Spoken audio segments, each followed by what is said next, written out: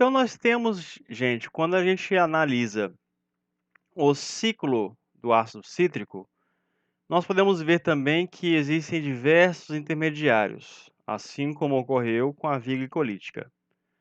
E esses intermediários do ciclo de Krebs considerado aqui agora não como uma via convergente ou divergente, né? Mas como uma via cíclica. Esses intermediários podem ser utilizados, por exemplo, como precursores em vias biosintéticas.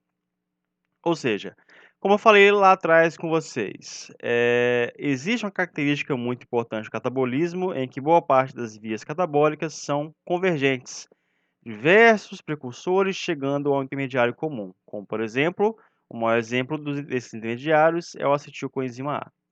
Enquanto que o anabolismo ele tem uma característica muito especial de ser, em boa parte das vezes, suas vias serem divergentes. Um único intermediário sendo responsável pela geração de diversas moléculas, como por exemplo a acetilcoenzima A, sendo responsável pela formação de ácidos graxos, né, de colesterol, por exemplo, entre outras moléculas. Bom, já que no ciclo do ácido cítrico ou ciclo de Krebs, a participação deste tanto em vias catabólicas, ou seja, visando a geração de energia pela degradação oxidativa das moléculas intermediárias do ciclo, né? Ela faz também com que a utilização desses intermediários para vias biosintéticas faz com que essa via cíclica, que tem caráter catabólico, também tenha caráter anabólico. Professor, como é isso? Então quer dizer o seguinte, que alguns intermediários do ciclo, eles podem ser utilizados tanto para o catabolismo, para a geração de energia, como para o anabolismo, para o armazenamento de energia e biossíntese. Dessa forma, como nós denominamos uma via em que ela tem as duas funções, seja de catabolismo quanto anabolismo? Nós chamamos essa via de via anfibólica, tá? Então, o ciclo do ácido cítrico, pelo fato de seus intermediários serem utilizados tanto para a geração de energia quanto para a via de biossíntese, ela é dita como uma via anfibólica. E aí nós temos, por exemplo, né, o oxalacetato, que é então utilizado para condensação com acetilcoenzima A, para a formação de citrato. Ele pode ser utilizado para a formação de fosfenopiruvato, que nós vimos lá na via glicolítica, e aí, por conseguinte, pela via da gliconeogênese, levar até a glicose. Esse mesmo PEP, ou fosfenopiruvato, pode ser utilizado, por exemplo, para a biossíntese de diversos aminoácidos. Ou seja, o oxalacetato, além de participar dessa via de geração de energia, de descarboxilação oxidativa, por exemplo, geração de coenzimas NAD e FAD, também pode ser utilizado para o armazenamento de energia na forma de glicose.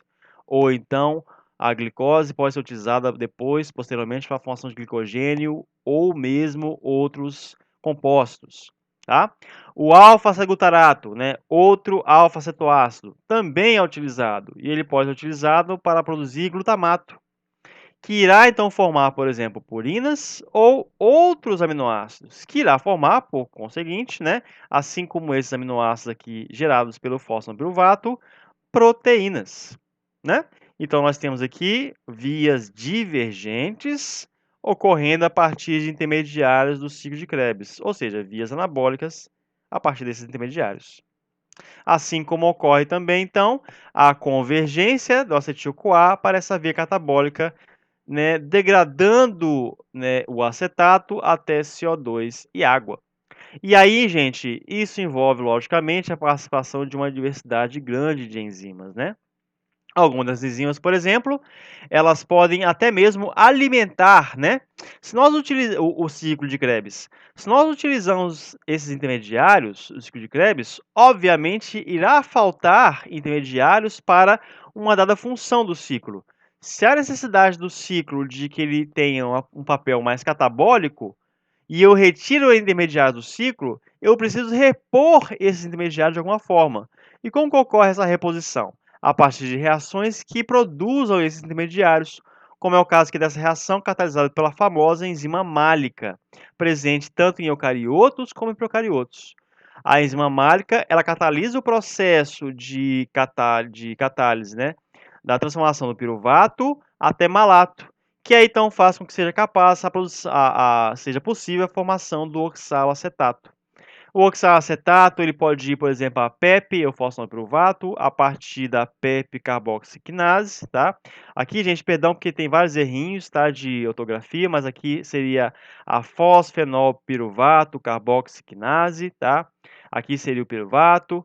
E o caminho reverso seria a fosfenolpiruvato carboxilase, ok? Então, aqui para mostrar para vocês, para demonstrar a capacidade anfibólica, tanto catabólica quanto anabólica, dessa via cíclica central, que é o ciclo do ácido cítrico ou ciclo de Krebs. Bom, então nós temos que quais algumas reações que repõem esses intermediários, caso eles possam ir, por exemplo, né, para processos biosintéticos, para vias anabólicas. Essas reações de reposição são ditas como reações anapleróticas, conhecidas como reações anapleróticas. Essas reações anapleróticas têm como função justamente no momento que ocorre a mobilização de intermediários de Krebs para vias de biossíntese, essas reações elas irão repor esses intermediários de alguma forma. Como é o caso, por exemplo, que ocorre, né? Algumas reações são específicas de tecidos de organismos, né? Tecidos de organismos multicelulares ou em organismos unicelulares, por exemplo. Como é o caso do fígado e rim, né? Em mamíferos e vertebrados de modo geral, em que ocorre a formação de oxalacetato a partir, né, da carboxilação mediada por ATP, né, um gasto energético do piruvato, pela enzima piruvato carboxilase. Nós temos, por exemplo, no coração e músculo esquelético, a formação de oxalacetato, né, a partir da PEP carboxinase, né, em que o fosfenolpiruvato ele é carboxilado, e aí essa reação demanda então um GDP para que seja formado um GTP. Ou seja, é possível que ocorra a formação de energia dessa forma, porque o fosfenolpiruvato ele é capaz de gerar bastante energia necessária para que ocorra essa fosforilação no nível de substrato. Em vegetais superiores, né, plantas superiores, leveduras e bactérias, ocorre também que o fosfenolpiruvato ele pode ser carboxilado a oxalacetato independente do GDP, tá? E liberando então fosfato inorgânico no meio de reação, pela enzima PEP carboxilase. E é a enzima mais presente, a enzima mais frequente em eucariotos e procariotos, é a enzima málica, sendo que ela irá catabolizar a reação de carboxilação do piruvato, mediado pela transferência de elétrons do NADH, a forma reduzida do NAD, em que forma então malato e NAD+. Então, essas reações ditas anapleróticas são então responsáveis pela reposição de intermediários de Krebs que porventura possam ser utilizados em reações de biossíntese, por exemplo, né, pela questão da característica anfibólica do ciclo de Krebs.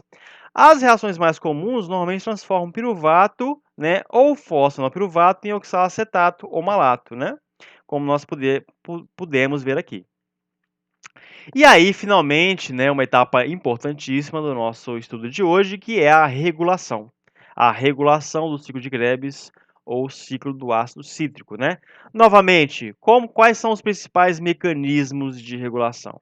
A regulação do tipo alostérica, né? Notem que esse termo alostérico nós vimos pela primeira vez quando nós falamos das enzimas, né? Então é só vocês irem na aula de enzimas e relembrar esse termo, né? Então, efetores alostéricos e modificações covalentes fazem parte dos principais mecanismos de regulação de quem, né? Das enzimas, pois elas são, no caso, os fatores que irão desempenhar, que irão atuar nas reações, fazendo com que as reações ocorram de forma mais facilitada ou dificultada, dependendo, né? Dos tipos de regulações que elas sofrerem. Então, as enzimas sofrem essa regulação. Então, elas são enzimas regulatórias, que irão, então, regular, né? Regulatórias, pois elas são reguladas, e reguladoras, pois elas regulam essa via cíclica. E essas regulações promovem um equilíbrio estável da via cíclica do ciclo do ácido cítrico, né? E novamente irá depender de qual que é a necessidade celular e mais ainda a necessidade tecidual, a necessidade do órgão, do sistema e do organismo como um todo, ok? Qual é a necessidade? É a necessidade a produção de energia ou o seu armazenamento? É isso no caso que é isso no caso que a regulação do que a regulação se trata, né? Saber qual que é a necessidade celular, né? Se a necessidade for produção de energia, a regulação irá ser numa direção de promover, no caso, a ativação desses passos, promover o fechamento do ciclo no sentido catabólico. Se for no sentido de armazenamento, nós vamos ter então a retirada dos intermediários para vias de biossíntese. E aí então nós temos então a característica mais anabólica do ciclo do ácido cítrico, né?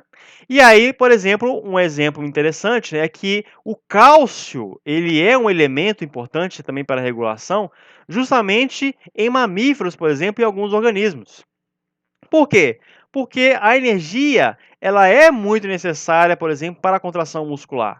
E essa energia, na contração muscular, ela também é modulada a partir de outros cofatores que regulam outras proteínas da contração, como a miosina e a actina, que são controladas pelo influxo ou refluxo de cálcio, né, dentro das células, dos miócitos.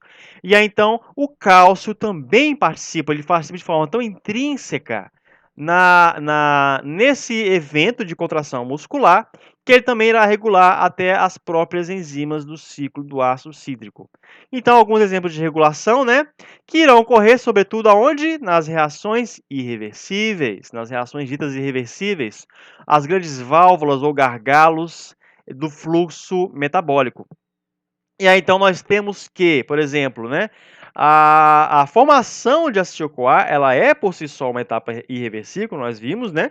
E ela é ativada por AMP, a forma ainda mais desfosfilada do ATP, né? Que ela ainda possui um fosfato, né, ligado. Ela é ativada pela CoA livre, por NAD+ livre e por cálcio. No caso, o cálcio especificamente nos músculos, tá? Principalmente nos músculos.